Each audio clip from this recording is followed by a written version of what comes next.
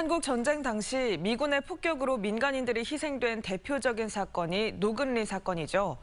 당시 여수시 안도 이하포에서도 비슷한 사건이 벌어졌었는데요. 하지만 특별법이 제정돼 진상조사가 이뤄진 노근리 사건과 달리 여수 이하포 사건은 71년이 지난 지금도 정확한 사건 경위조차 파악되지 않고 있습니다. 조희원 기자가 취재했습니다. 올해 87살이 된 이춘혁 씨. 이 씨는 71년 전 그 끔찍했던 날을 아직도 똑똑히 기억합니다. 부산에서 출발한 피난선이 여수시 남면 안도리 이하포 포구에 잠시 정박해 있을 때였습니다.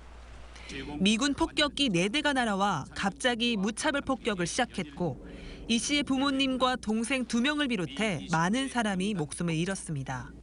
한 번 폭격하고 갔다가 조금 있다 또 2차 와서 폭격했어요.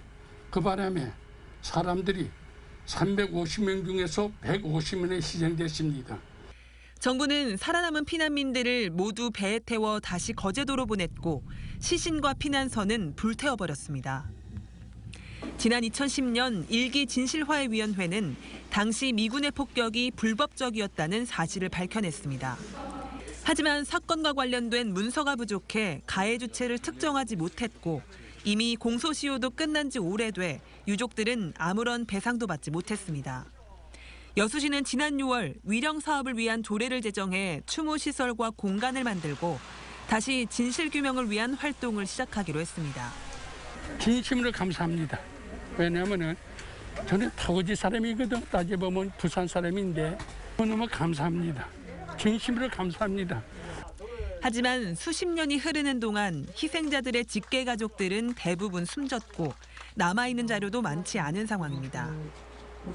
이런 가운데 지난 5월 본격 활동을 시작한 2기 진실화해위원회가 조사할 사건에도 이하포 미군 폭격 사건은 포함되지 않았습니다.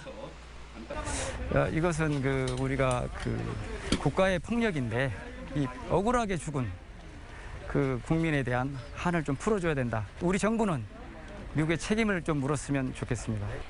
이하포 포구의 바다 밑에는 지금도 71년 전 희생자들의 아픔을 간직한 피난선이 잠들어 있습니다. MBC 뉴스 조희원입니다.